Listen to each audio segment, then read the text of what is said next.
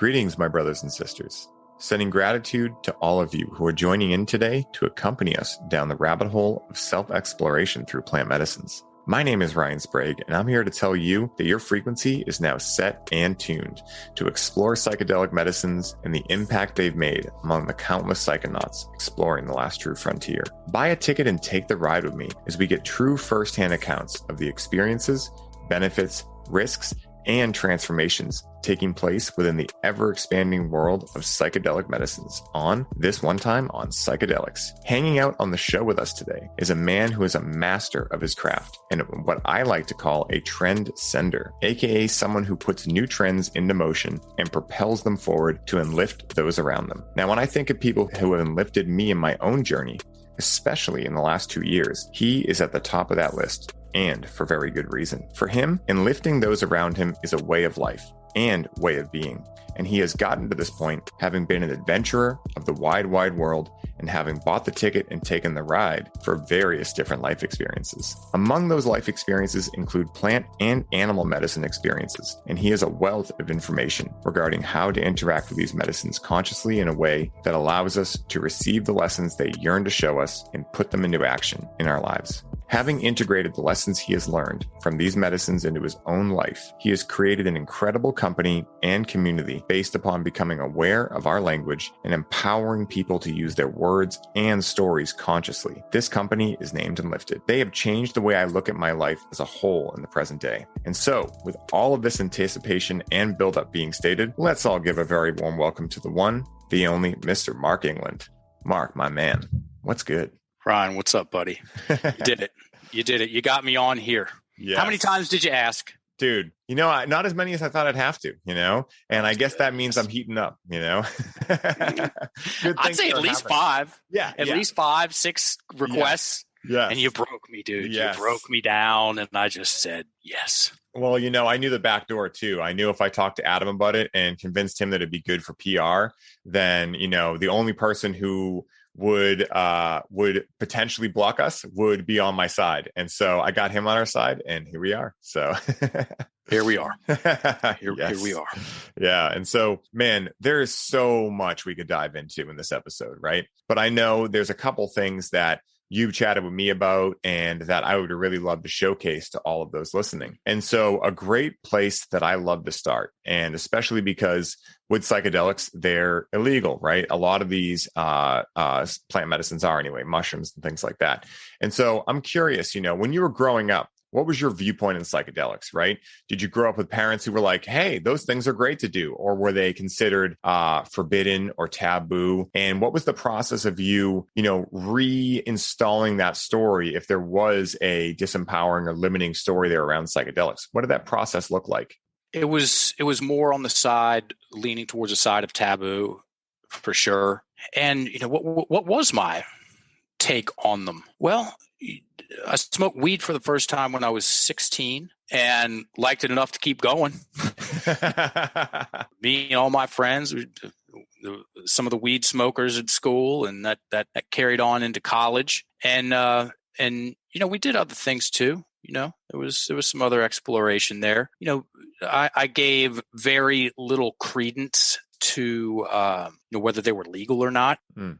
That made the whole dare to say no to drugs, kids. That whole thing. Yeah. It missed me. Yeah. or I missed it. Yeah. And it was I grew up listening to Led Zeppelin and watching Dazed and Confused. It was just that was the vibe, man. Yes. We were beer drinkers and weed smokers and Cypress Hill, and how many Cypress Hill shirts did I have with a big marijuana cannabis leaf on them? Every time my mom would find them, she'd snag them, and it was just I never got in any real trouble with it with my parents. I guess a couple of groundings here and there, but my dad tried some weed in college, and one of his stories, I think, was the last take out to think.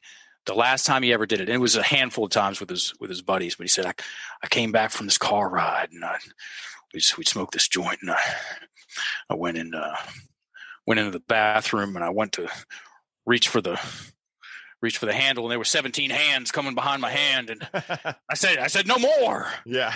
I mean, it's like That's enough. You know, one of those, it's enough hands. One of those funny, and then he was in a room, and everybody had the face of somebody who was in middle school with him back up in the country, and it's just like one of those funny hillbilly stories of trying something out and it just getting a little too weird, and something like you'd see on The Simpsons. Yeah.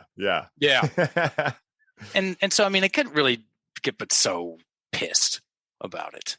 My mom she was a devout Christian when I was growing up. I was not allowed to have a skateboard. Because that was the devil's business. Yeah, it was the devil's business. Why does the devil have all the good businesses, right? It's like everything fun is the devil. I'm like, guys, you're not exactly doing church a good justice here. It doesn't make it sound more fun when you say the devil is a skateboarder. You know, it's like, I want to be the devil then. That right? There's the skateboard's a gateway drug. Yeah. to baggy pants and flops. Did anyone have flops? I know we're different in age a little bit by about 15 years, but did you all have flops in high school? We called that the emo kids in high school. I was a metal kid, so I had just the long hair and the Pantera shirts. But the whole like hair flip thing. Yeah.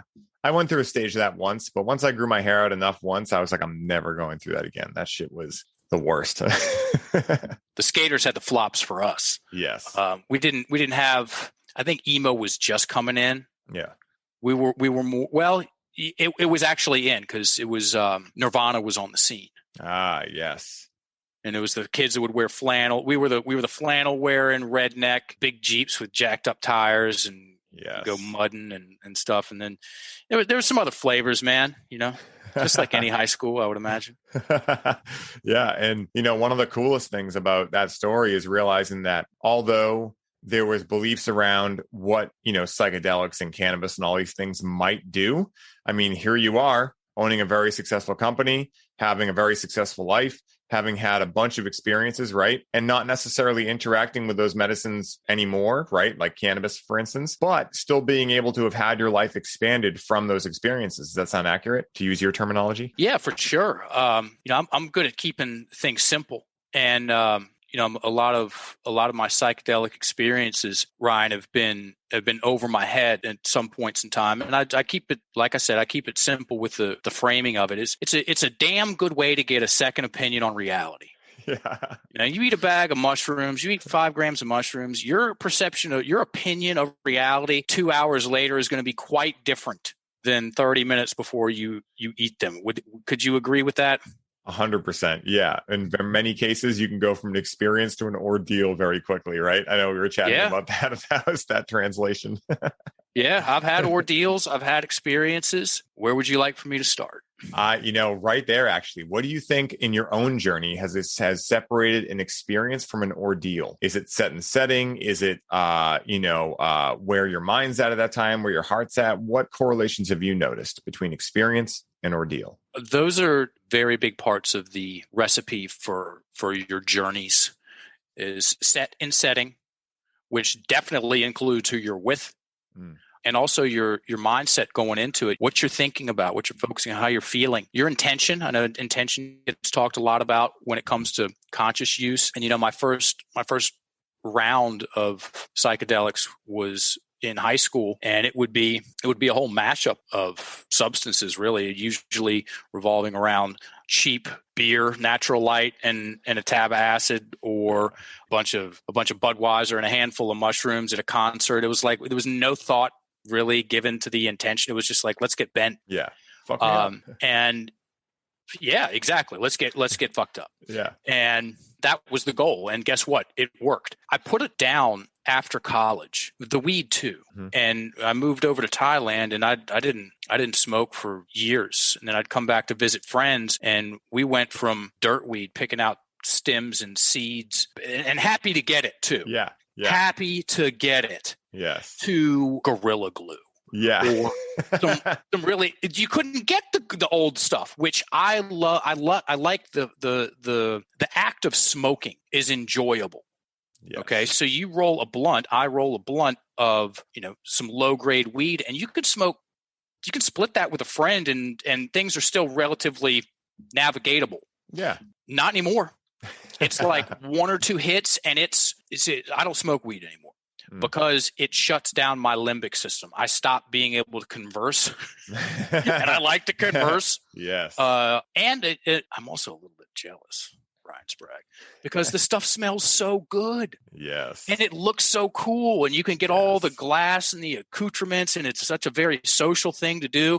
And yeah, it just is what it is now. Well, I mean, they still, one of the cool things is that there are certain companies that have preserved those landrace strains, and we totally Americanized weed, right? Like, if there's one thing that I know America's good at, it's taking whatever has been like a staple. And if they start doing it, just be like, what is the top? What is the 1,000% increase this can go to? And I mean, we're talking from, 2011 to now, like 10 years. I mean, we've seen an increase from like 20 being like ridiculously high in THC to now 35 being like, you got anything stronger? Like, I mean, it's legit. I mean, it's, and I feel as though that's why so many people are having challenges with cannabis. I know when we were at your house, I introduced you to hemp, right? Which is basically what ditchweed would be, but even with less THC, right? But it's a higher quality, right? So you're getting organic stuff still. And hemp's federally legal, right? Like, it's legal. You can buy it. You can, buy it offline and have it shipped to your house. And this is where I find so many people are excelling with cannabis, because THC, for instance, is not the only thing that we should measure, right? But that's what most people go for, because that's what gets you fucked up, right?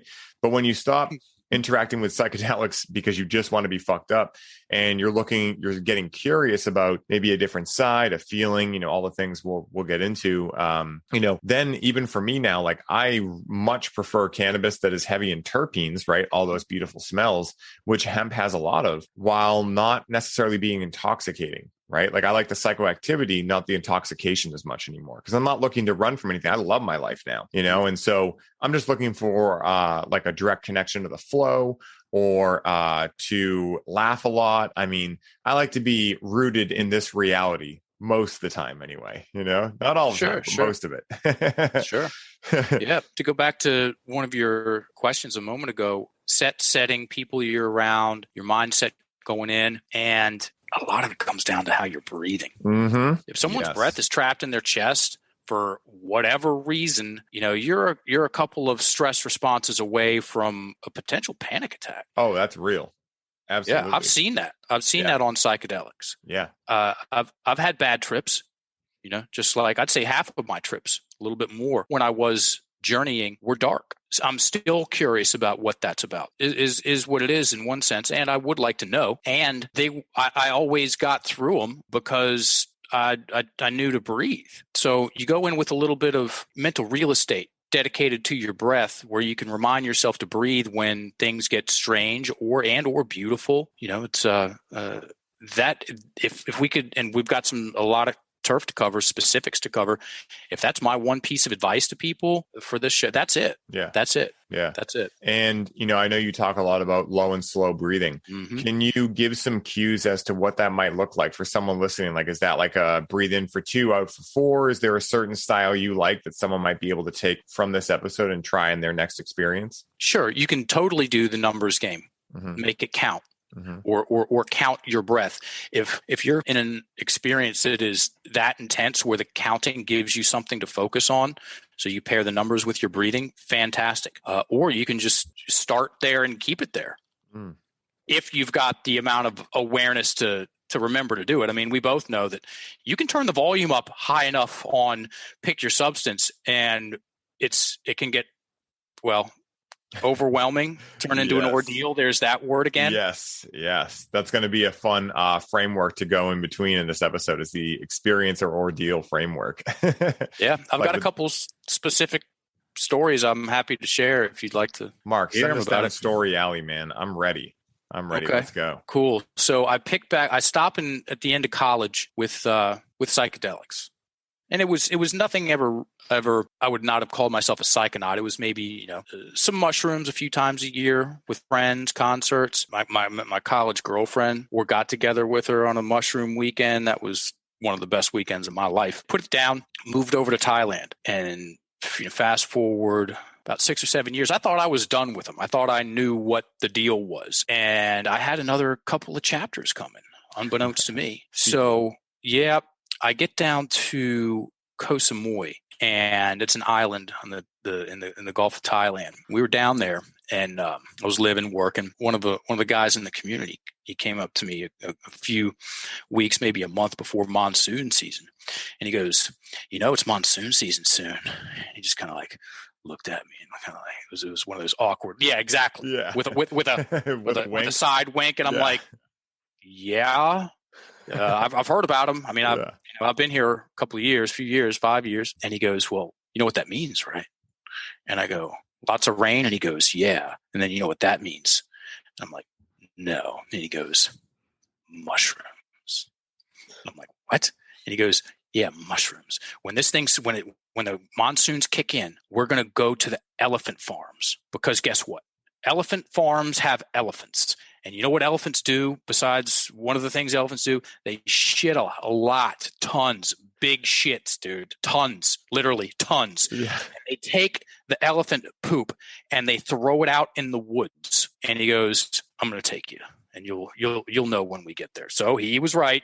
We went in ass pouring rain. I mean, the hardest rain you can possibly imagine for 2 months straight. Okay. Relentless. About 4 weeks in, we put our slickers on and ride out there. And dude, we walk into the forest, into the jungle, and we come around this corner, and it was about half of a tennis court blanketed with the biggest cubensis mushrooms you could possibly imagine.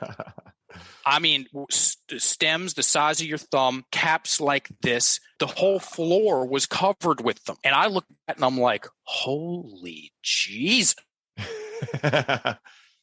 We'd come out of there every time with two like 7-Eleven plastic bags, like grocery bags, full, one on each side of the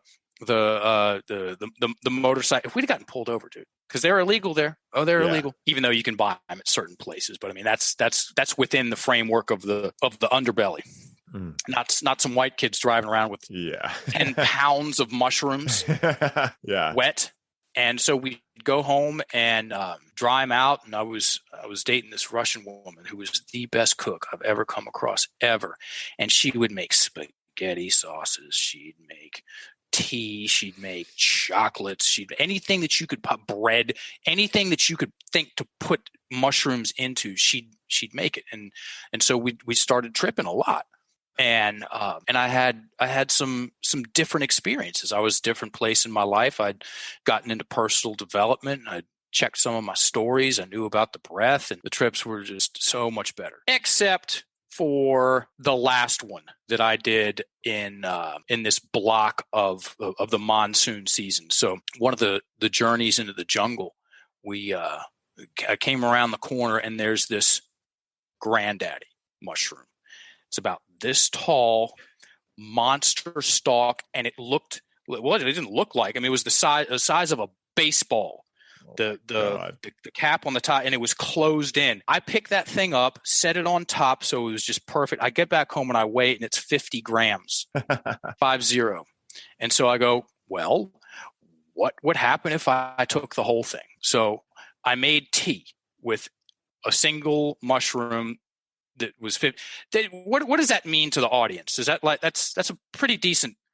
Oh yeah, look, when it dried, it probably would have been at least 7 grams, I would imagine, which is a large dose. It was a chunk. Yeah, it was a chunk, and I had a wonderful, beautiful trip. It was in and out of things I needed to look at. The messages were gentle. I laughed a lot, got out, and I was like, man, that's the best trip I've ever had. It adjusted my vocal cords.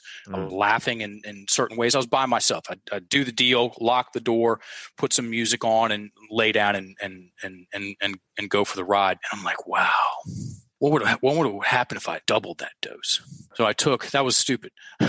I took 100 grams of wet mushrooms and cooked them down to tea and drank the whole thing, and went into my room and locked the door and put the incense on, and I knew I was fucked about 10 minutes in when my teeth started chattering. Yeah. Like whenever my teeth start chattering, it's on like neck bone, dude. Yeah. And I started this happened at least I think it happened. I felt it happening.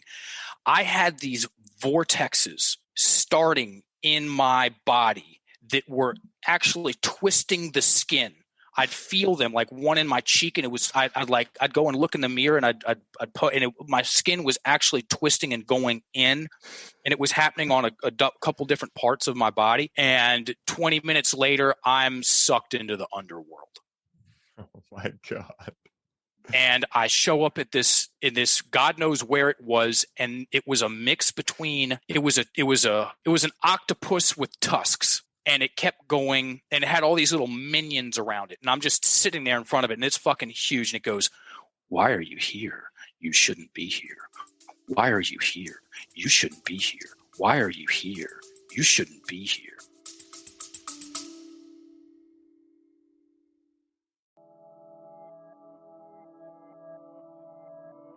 Hey, everybody. I hope you're enjoying the show. I wanted to take a quick moment to let you all know that the doors are officially open for the Conscious Cannabis Collective.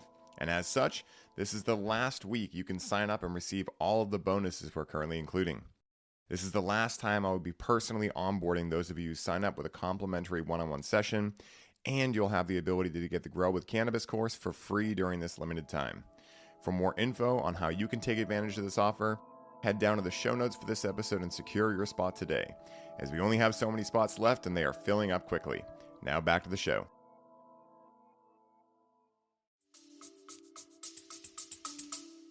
And for a solid 2 hours.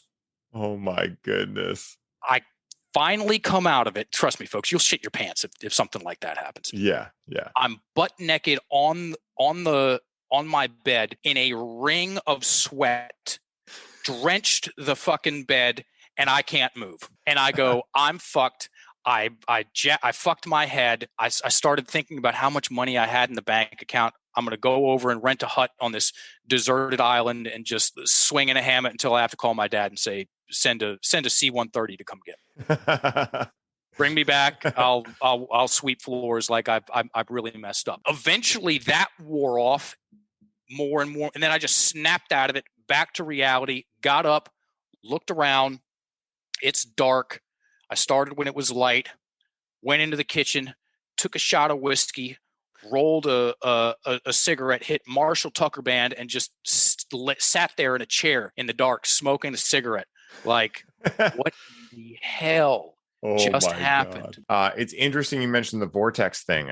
The times in which I have taken too many mushrooms specifically, and also this is something I've seen happen at retreats with other people, where they take a dose where all of a sudden they remember their Jesus or something like that, right? Which for anyone listening, you might think that's silly, but you can actually have that experience of remembering your everything that's ever existed, and it can be very confusing because you don't know what timeline you're on. And so in that experience, everyone reports, and I've had this experience too, this vortex type spinning thing.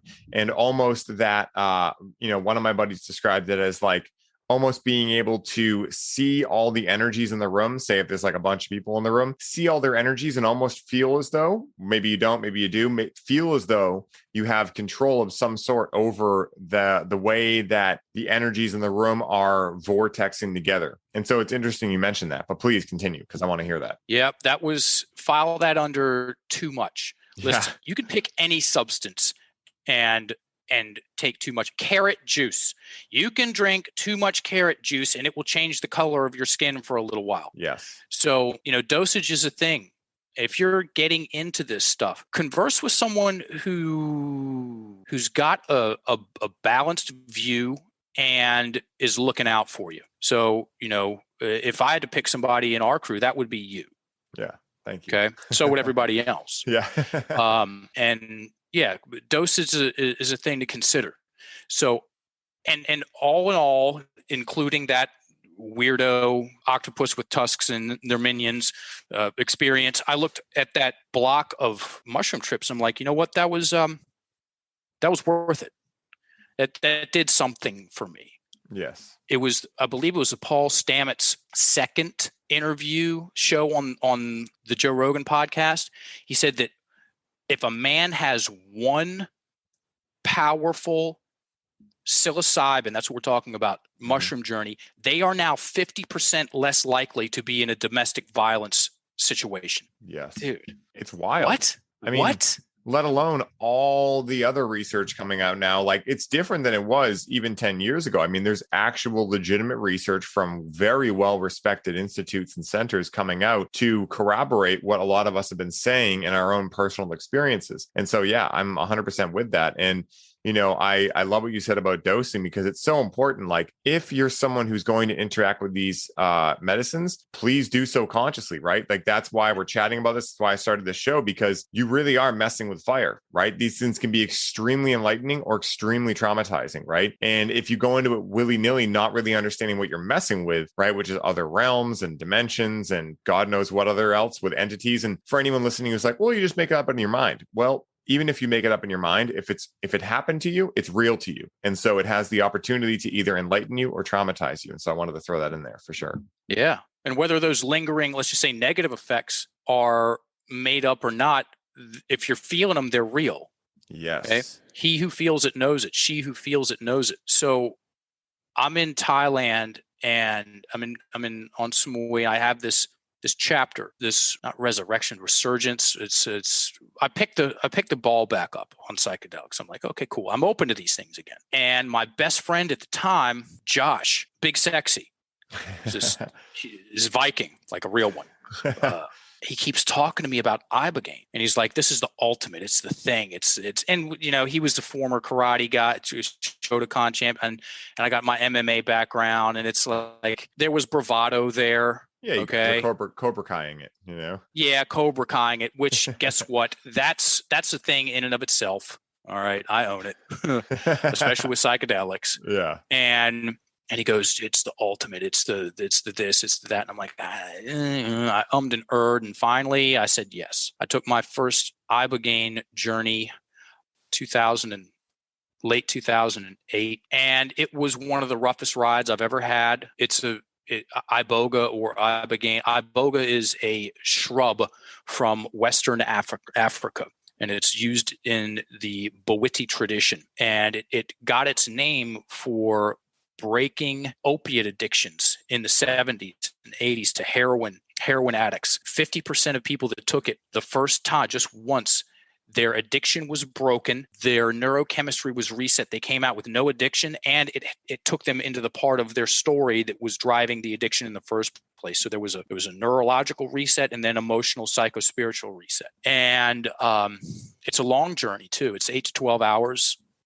And then there's the reverberations or aftershocks for the next couple of days. And I came out of it and I didn't know what to make of it. Glad I did it. And it was one of those things. I had this experience with combo too that we're going to talk about. That's the thing I can speak most definitively on when it comes to administering and navigating. And ibogaine, it just took me. Like 7 days later, I'm assisting him in an administration, which is it's a 3-day event, start to finish, and 3 or 4 assisted administrations in, I'm like, I want to help you with this. So we founded Ibogaine Asia, and we did in a period of a year and a half. I mean, we rolled, dude.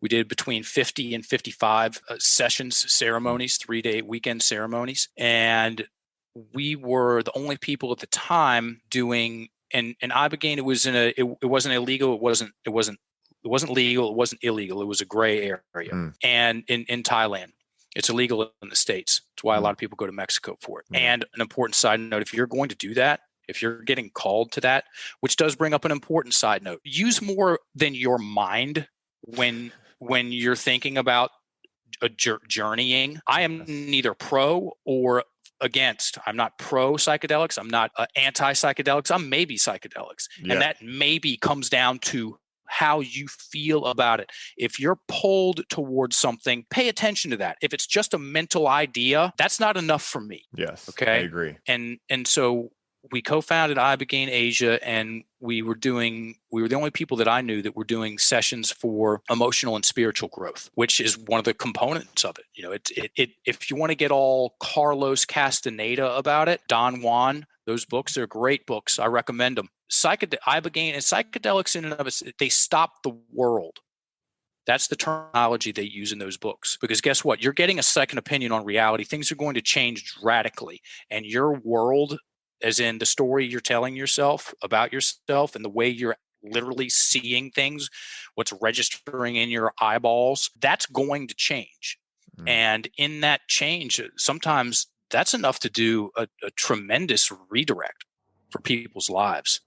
Pause, a shutdown. And that's another thing that Ibogaine does real well. You're not walking around. They're like, oh, is this a party drug? This is no, you're never going to find somebody doing like a legit dose of Ibogaine at a concert, because your nervous system gets shut down and you look like a fetal, a deer that was just born. Yeah. Like on the high doses, people have to be helped up off the bed to take a drink of water, and then you go back down and you're in it. And we had all in all, it was great results for people. People were coming in and leaving stuff there. It was extremely messy business too. Part of me was interested in what the energetics of it were like, and then the other part was like, I don't want to know. I'm talking about retching vomiting, hardcore vomiting from the core of your guts, on top of just basically it's a very masculine, in my opinion, psychedelic, and it just rubs your nose in your own shit until you're like, no more. Yeah. Like, I'm good. And there was one session that we did that it was out of the parameter of what I was expecting in these sessions. Everything was cool up till about 50. And then we dosed these two people, and they started tripping. One of the people started tripping 36 hours after they took it. It kicked in really late, and they stayed tripping for a long time, 4 or 5 days afterwards. And I'm like, okay, I will handle whatever it is between the bookends of our sessions. And we had somebody that left. They'd come back down, and then they stayed with us a couple extra days, and they left, and it kicked back in again. I'm like, this is too much for me. After 50 sessions, I realized, and he'd been doing it for 10 years, and he had a mentor and everything. I was like, I don't know what's happening here. I don't know what I'm doing. I'm not qualified to do this. And so I got out. And I'm like, cool, that's it. I'm just focusing on the language game, which does bring up another important side point. Like, I haven't talked about this stuff in detail in a long time, so it's jarring my memory in a good way. If you want to stack the cards in your favor when it comes to entering into file this under preparation and intent, at least do some journaling before you go in to your session. Take an hour and get your thoughts about whatever is circulating in your mind down on paper and stare at those words. Do a little breath work before you go in there, because you keep your breath low and slow. It's fair to say, correct me if I'm wrong, support me if I'm right, you're going to have a smoother journey regardless of the amount of light or dark if you keep the breath low, slow, and smooth. 100%. And like, I love what you said about words there, because, we chatted a little bit about intention, and really what I like see intention as is when you just eat a handful of mushrooms, right? And you don't really have an intention. Well, just like in a salsa dance, right? As the man, right? Or as the leader in that salsa dance scenario, the woman can only allow herself to fully express and bring you on the journey if you give her the eyes and know where you're going, right? And I think of a lot of these medicines as that feminine entity, even if they're masculine in nature, right? Like, they're waiting for you to lead. So they're like, well, why are you coming here, right? So if you don't give them a direction, they're going to try to lead. And where they lead you might be God knows where, right? And so if you get your thoughts out on a journal first, at least you have an idea of why you're interacting with this medicine and what you hope to gain from it. And what I tell people is, a lot of times people talk about intention like it has to be like, I want to see all 7 of my chakras light up and I want to become a light being. It's like, it doesn't have to be super spiritual. It can be like, hey, I'm challenged with something. I don't know what's going on. I'm having this thing happen, right? Imagine if you're not even self-aware, right? You're just like, I'm having the symptom of depression and I'd like to figure out what's going on there. It could be as simple as that, or it could be, hey, maybe I'm with my friends and we're camping and, I haven't seen them in a little while and I really just want to connect with them and laugh a lot. It doesn't have to be something super spiritual, but always give it a direction, because that is literally how the whole universe works. So if you can practice it there, this is what I say to people about plant medicines. If you can, like, in our normal waking state, where a lot of us are left-brained, which means we only believe in what we can measure, right? So magic isn't real, energy isn't real because we can't see it with our eyes, things like that. So when you're interacting with plant medicines, you have an opportunity to bring down your typical parameters of your consciousness and start seeing more of the qualitative aspects, the right brain aspects of reality. And so if you're able to do that, then you're able to actually feel how intention works. Say, if you're like, I want to laugh with my friends and feel more connected. 3 hours into the experience, you realize, oh my God, we've been hugging a ton and we've been laughing and this feels amazing. And you're like, whoa, it works.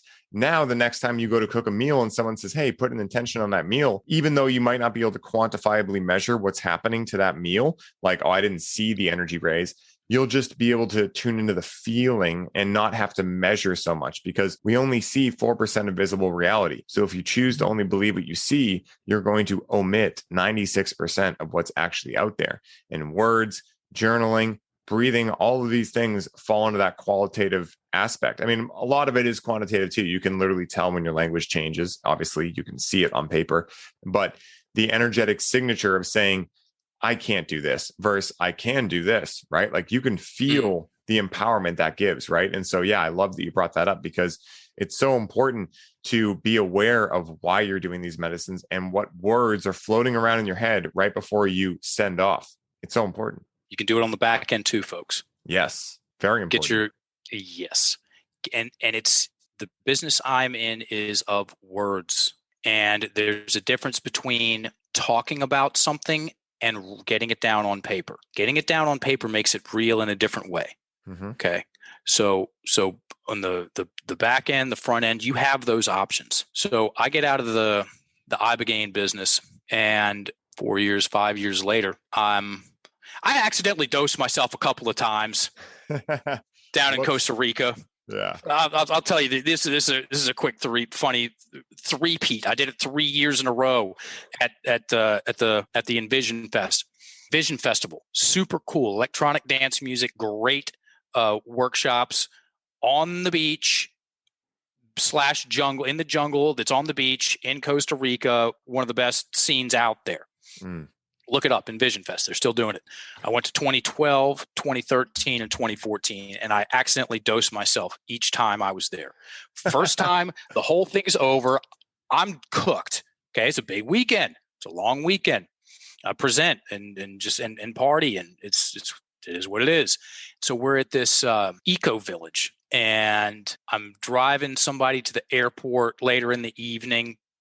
And I go into the kitchen. It's a hippie kitchen. It's an open air kitchen. It's bamboo. Like, just think and use your imagination. And there's a pile of cookies, and I'm hungry. And I go to myself, I'm like, you know what? I'll have some chocolate chip cookies for breakfast. I eat one. I eat two. I'm on halfway through my third, and this hippie comes in, and he's like, hey man, what's going on? Just hanging out, waiting for so-and-so to wake up again. He goes, those are cannabis cookies. And I'm like, no, he was right.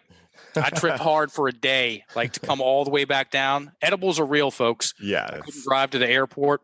Yeah, it's a real thing. Year 2, it's monsooning one night. And so I go to my friend's Volkswagen van, and I'm sitting in there waiting for them, and it's cold, it's wet and cold, and they've got some avocados, and I mean, these are like great friends. They're like, share everything. Got some crackers, making some avocado cracker stuff, and I there's this chocolate bar in a wrapper. It looks like something you'd see in a store, and I pick it up, and it has 4 ingredients. It says it's cacao. Maybe 5. Cacao butter, cane sugar, mint, and love. Those are the ingredients. I'm like, okay, cool, put it down. Wait. Fuck it, I'll eat some chocolate. Open the thing up. It's got four sections to it. Take the first one, good to go. Second one, I'm eating the whole thing, no question. I'm halfway swallowing the second chunk, and the door flies open, and this little dreadlock girl sticks her head in there, and she goes, hey, Peter and Akaya in here? And I'm like, no. And she goes, you know, those are mushroom chocolates. And I'm like, really? Anyway, teeth were chattering. 15 minutes. It was escape from the festival. The next year, I wake up one morning, and this guy Charles walks over, and we're all just waking up, and he's got a mimosa in each hand. It's in Costa Rica. Spanish. He goes, dos mimosas? I'm like, nah, I'll just have one. And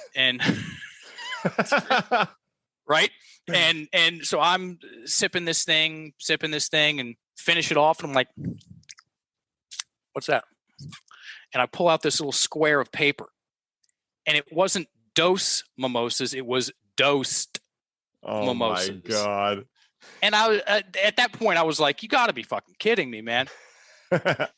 Anyway, that thing wraps up and Combo shows up in my life 2 weeks later.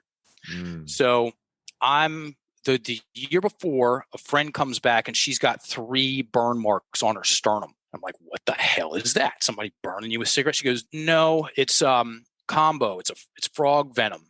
And you put it on your skin, and you have it's a really rough trip. It's a really rough experience. I got hot and sweaty, and my face swelled, and I vomited all over the place. And I'm like, huh? And she goes, and I felt like $1 million afterwards. And I was like, okay, weird. File it in the weird shit I'll probably end up doing. It's a one-time folder. You have that folder too? Nice. We both have that. Yeah. Guilty as charged. Guilty as charged. Many people in this community have that folder. Yeah. And so I'm like, okay, Combo. That 2014 after Envision Fest, I'm presenting at a leadership immersion, and there's a guy doing Combo there, guy by the name of Simon Scott. And I'm giving my presentation. In the middle of my presentation, this gentleman walks down the hill like he was floating. And I looked up, stopped, stared at him, came back, and I was like, went to the crowd, I was like, who's that? And they go, oh, that's the Combo guy. And I go, looks like I'm doing Combo. I just love the guy from the start. He and I clicked. I do my first 3-day session, 3 days in a row. Basically right then and there, I end up living with him for 6 weeks in Los Angeles. He and his girlfriend were they were burning and poisoning like basically everybody. Like a lot of famous people were coming in, and they do a ceremony every Sunday. And I was doing self admin then and under his tutelage. And I didn't get him in 2020, and every year since I went and visited him numerous times in Sedona when he was living there, and did a 3-day ceremony. I started administering Combo in 2015, and I've been doing it since. Sometimes I've been busier than others, and people are like, well, what is it? So the story goes, once upon a time, there was a shaman in the jungles of the Amazon, and his entire tribe was sick. Guy's name was Kampu, and he went out into the jungle, and he tried everything he knew to do. Nothing was working. He goes out into the jungle and he prays to the spirit, the almighty spirit. Show me what to do. My tribe is sick. And he had this vision of taking this frog, this what's the name of it? Giant monkey frog, right? Giant monkey frog, or giant monkey waxing, whatever, that thing. Look it up. Combo frog. It's this frog with this beautiful green frog with these big eyes. Nothing messes with it, because if something bites that thing, it's getting jacked, dude. I don't think the poison is lethal. It's just a real bad time. Bad enough for all the animals to have gotten the email a long time ago about this thing. So it's got no natural predators. It's just chill as hell. Yeah. And so they took the venom. He took the venom off of the back of the frog, made burns on his people, and applied the venom. And it went in, and it is an expectorant. This is what they think and believe. It expels stuff. There's definitely some vomiting. You've done it plenty of times. Oh, yeah. Yeah, I've had quite a few sessions. Quite a few sessions. And 90% of the time, especially in the higher doses, you're going to barf. And they believe in, this is their story, they believe in something called panema, which is a black energy that accumulates around people's hearts. And the more of this panema you have around your heart, the more out of rhythm your heart is with the natural rhythms of the earth.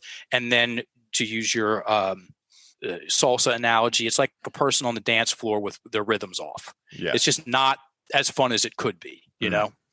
And they believe that it breaks this stuff up and expels it. Now, I believe that too. Simply because of my own personal experience and watching other people, they on the other side of a combo journey, people feel lighter and brighter and more spacious. And quite often that's enough for them to make some change in their life.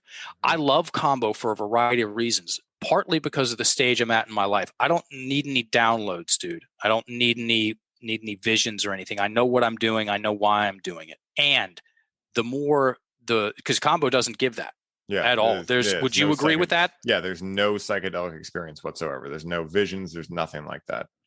It's the suck, the purge, and then the afterglow. It can feel quite nice in the afterglow. And I've used, again, I'm simple. I use this analogy. Imagine, there are people like, well, what does it feel like? It sucks. Imagine your worst flu and your worst hangover meeting on Tinder, and they both swipe right. They go out for drinks. They're talking, they're laughing. They go home and they do the deal. And 9 months later, out comes this shining little baby that's called combo, because it usually is the worst you've ever felt in your entire life for a hot 15 seconds. Yes. Excuse me, 15 minutes. Some of the symptoms may include the following. Your heart rate is going to increase. You're going to get hot. It's got an upward energy to it. You feel energy rushing up to your head. It feels like your heart is pounding, and in your head, your face can swell. Your lips can swell. You can start sweating. You can start shaking. Your throat can close up a little bit. And very, very likely, you're going to get sick. You get this queasy feeling. It starts to come on usually after those first like variety of very unpleasant sensations. Then what's the word I'm looking for? Nausea. Thank you. Yeah. The nausea starts to build. Yeah, I know you got me big time. The nausea starts to build, and eventually you barf all over the place. Well, not all over the place. You got a bucket if you're smart. Yeah. And you get all of it in there. You drink a bunch of water beforehand. And this is the shotgun version of it. Yeah. Okay. There are conversations to had. There are contraindications. There's people that got low blood pressure. There's like I said, a conversation to be had. Yeah. And there's a lot of information out there about it, including information on some of the magical peptides. Okay. There are peptides. It's known as peptides known and unknown. It's an extremely complex substance. And one of those peptides that you can look up is called deramorphin. Okay.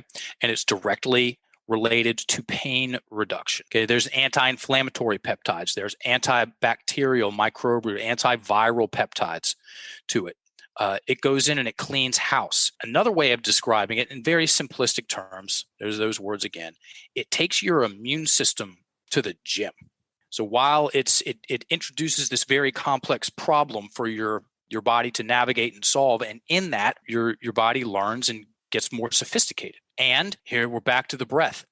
When I'm administering, let's say I'm doing a 3-day ceremony, we're doing an hour to an hour and a half of story work, writing, sharing, adjusting stories, letting people off gas their emotions, feelings, getting stuff off their chest in order to prepare them to do their full-time job well. I tell people this when they're going in. You've got one full-time job when you're going into combo, which is to get your breath low and slow and keep it low and slow. Okay? Because, well, on top of everything else, you're practicing relaxing into the suck. Most people in life, something stressful shows up, they tighten up and it makes it worse. If you have the wherewithal to relax into struggle, you're going to struggle on combo for a little bit, then you strengthen that muscle of relaxing into struggle, whether it's combo or conversation, or you got some work that's due, or whatever. You're an athlete, you got a competition. Being able to stay cool, calm, and collected under some heat, that's a cool thing to be able to do. And it's also a great way of, people talk about, just get yourself out of the way. Yeah, as in breathe low and slow. That's the demonstration of you getting yourself out of the way. Yes. And if you want to be a real psychopath about it, your full-time job is to breathe low and slow. Extra credit, your part-time job is to smile during the whole thing. Yes. For whatever reason, you've done it. I've seen you. Yes. What happens when you smile during a strong combo session? Oh, you realize, I mean, you're a unit. I mean, at that point, because I mean, to me, I Yes. mean, like I've done, yeah, I've done like most medicines. I haven't sat with IA yet, and I know that's a interesting, challenging experience too. But I've sat with a lot of medicines, some which are easier to enjoy, some which are more challenging to enjoy, and combos at the top of the challenging list, right? And so if you're able to smile through that, then the next time you're stuck in traffic or the next time that, Zoom doesn't work for a call you're trying to sign up for, you're going to immediately think to yourself, I can smile through combo. I got this, and really you talk about becoming more resilient and what the world is craving right now so much with PC culture and everything. It's becoming more resilient, right? And you don't need to necessarily burn yourself and poison yourself to do that. But for those that resonate with this message, it can be a great way to do that. The same way that not everyone takes ice baths, but for those that do it, it really helps and it really works for them. Same thing. Very well said. Yeah. If you want to be more easily offended, walk around with your breath trapped in your chest. Yes. You're going to be, it's somebody's going to say something. You're going to, and then you're the victim. Yes. Sounds fun. No, it's not at all. You want to be less easy to offend. You want to be more, and I really like that old saying about offense. Offense is it's never given. It's always taken. Yes. Yes. 100%. I took offense to that. Well, stop taking it. Yeah. It wasn't meant for you. On that, yeah, it's meant exactly. And on that rant side note, you know what my experience of people that verbalize being offended, they want to be offended.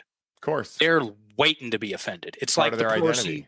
Yeah, finally, I can be right about something, and I'm going to use this as leverage. I'm going to weaponize this and smack you over the head with it if you allow me to. It's like the person that you've seen it at a stoplight. The lights, they pull in front of some people at a stoplight, and or they go through it after it's red, and the people at the beginning of the stop, they speed up.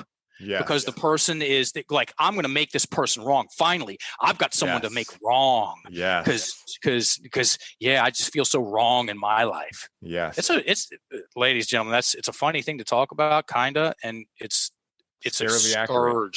It's a scourge on humanity. Check that victim mentality. Check the victim mentality before you go do some psychedelics, or use some psychedelics. Go in there and say, listen, I've got some victim-centric shit running in the background, and it is causing some serious problems in my life. Help. What's interesting about that is I've noticed a strong correlation between those who I've found in victim mindsets and those that have a big challenge with psychedelics, right? That have never tried them and are like scared of them, right? And by all means, I realize that not everyone is meant to interact with psychedelics, but there's a difference with saying like, not really right for me, and like, no, fuck that. All these things could happen. And oh my God, like there's a different response to people who just know psychedelics aren't for them and people that are scared because something unconsciously, I imagine, knows that something's going to go awry. And what's going to go awry is that they're going to see that like their energetic signature as the victim full forth out, right? And what I imagine, in a way, the way I see what being a victim does is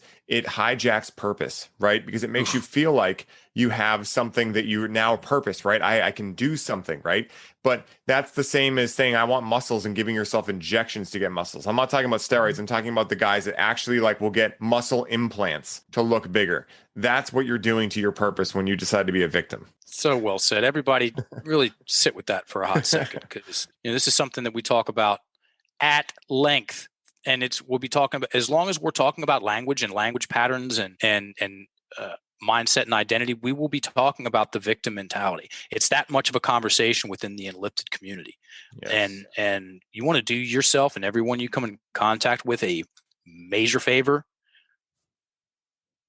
Look into the malevolence in your own heart instead of going out there and enacting, massive global change about something that's just, there's so many moving parts. Check yourself. Check your own self. Trust me, there's plenty of work to do there, and very likely it's going to be a lot harder than chanting and shaking your fist at the establishment. Yeah. What about your establishment? Yeah.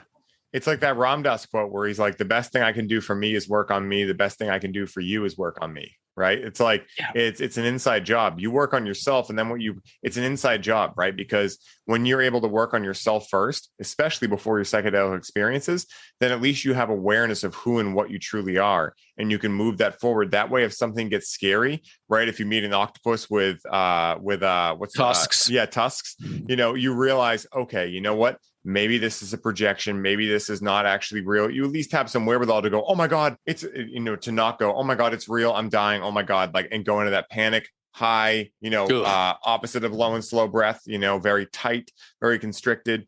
And that's why, I mean, personally, like, one of the things that I think is so important, and one of the reasons I'm so excited that I got you on the show, is because one of the reasons I made this show is not just to speak about psychedelics, which, yes, are amazing and fun to talk about, but also to give people some context of what they can do to help prevent any challenging experience or any problematic experience. They can create a challenging experience instead of something that helps them grow, like a gym session, but doesn't break them down so much they get injured, right?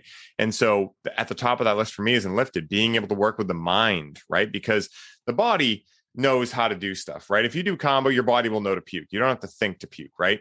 But if you're doing psychedelics, and especially like mushrooms or something, and your brain starts getting into a loop, if you don't have awareness that that's just a part of you, it's not you, then that can go awry real quick. And so Enlifted and what you guys teach, I mean, it's at the top of that list for me in terms of talk about having a tool in your tool belt to be able to not only help you in every aspect of your life, but also with plant medicines. I mean, it's huge. It is huge, everybody. And it's, good on you for putting this podcast out there, because guess what? People are going to do psychedelics, whether they're illegal or not. Yes. The government could enact legislation to make the punishment 10 times greater for psychedelics. You think people are still going to do psychedelics? Yeah. So let's talk about it, everybody. Yeah. Let's talk about the pros, the cons, the approach. And I repeat myself a lot about only a handful of things. It's really hard to have a panic attack about anything, on psychedelics or not, when you're breathing well, as in low and slow in your abdomen. It's why they give people that are in a panic attack, you've seen it, put the bag on your face and make it go in and out. So now you have something to do. You can see the breath is actually happening well or better than it was. I mean, you've been around the block 17 times with psychedelics, bro. Yeah. You ever seen somebody panic attack on psychedelics? Absolutely. Cue any music festival I've ever been to. What did that look like? Pick a worst case scenario, like or the top of the list.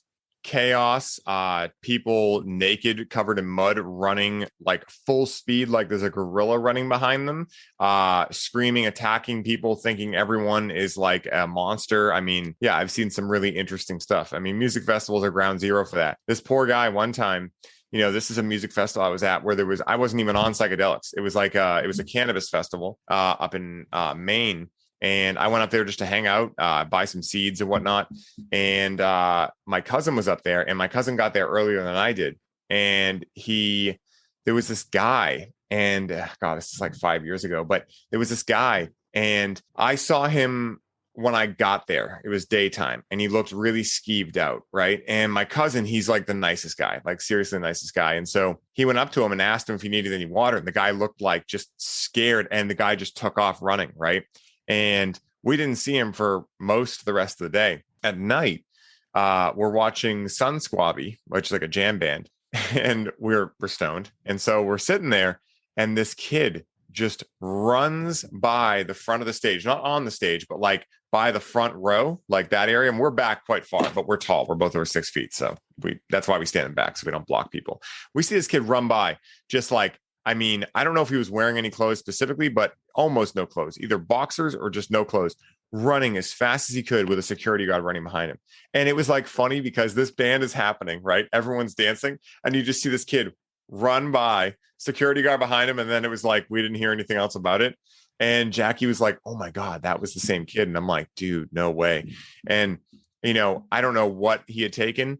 Something we didn't even get into is that, one of the things that is the most important thing with psychedelics is knowing where you're getting it, right? Because you could ready yourself for an LSD experience and take something like 2CI and fucking die, like literally, or 25M bomb, or any of these things that are research chemicals that have very little research behind them, even though they're called research chemicals. I mean, there's so much. I mean, we could honestly put most of the quote unquote blame of that problem on prohibition, but to avoid that, just really make wise decisions, especially like at music festivals. I mean, that's ground zero for like some really poor life decisions, and I've fortunately seen a lot of them, and it's interesting.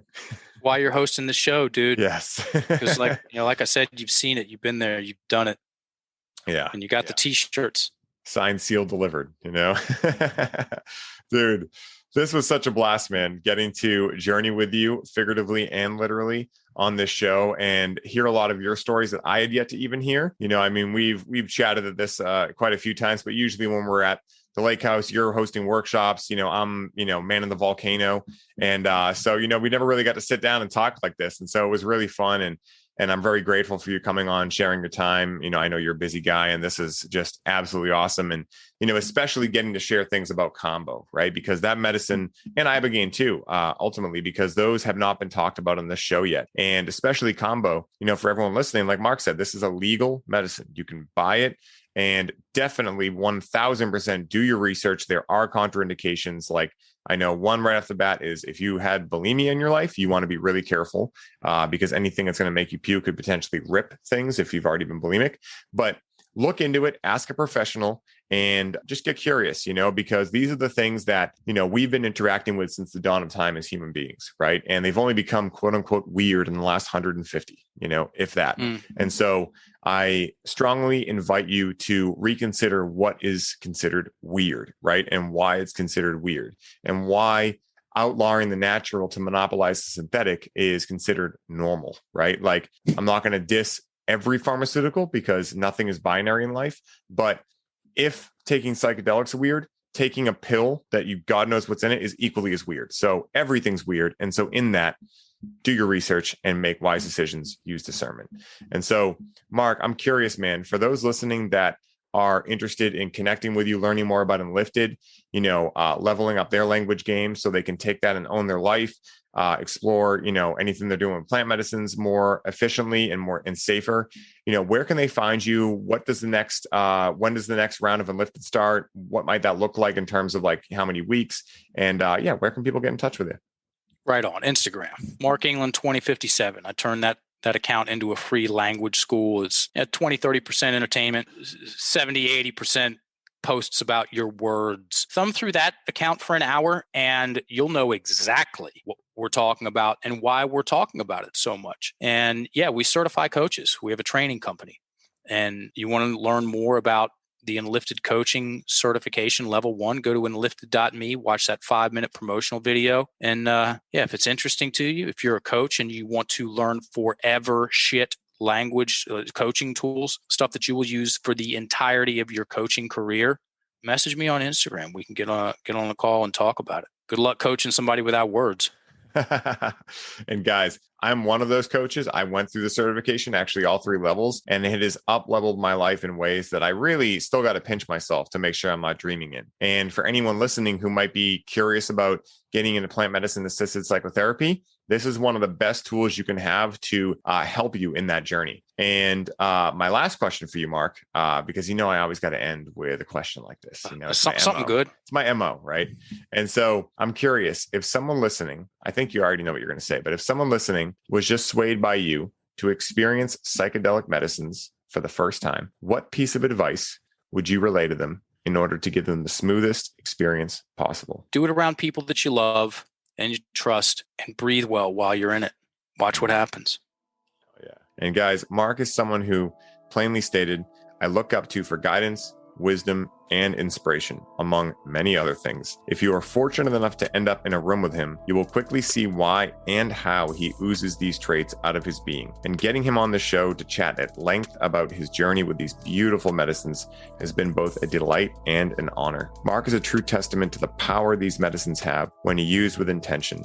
And if you are looking to have more awareness, know-how, and power in your life, especially for your plant medicine experiences. And the absolute best thing you can do to set yourself up for success is to buy the ticket and take the ride that is the Enlifted training system. So you too can begin mastering your quote unquote self and become aware of the blockages or limitations you are unconsciously placing upon yourself.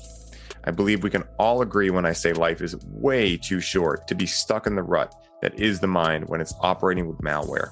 And the amount of awareness you will gain in that program will, speaking from personal experience, change your whole life and lead to much more fluid plant medicine experiences as a result. Also, if you enjoyed the show and you want to show us some love, then please hop over to iTunes and leave a rating and review, as it helps us get the powerful messages from our guests out to a bigger audience, which we are eternally grateful for. Mark, thank you so much for being a unit and for being such a good role model for the Enlifted community to learn from, grow with, and gain inspiration from. And until next time, my friend, may your journey be smooth and full of light. Aho. Aho.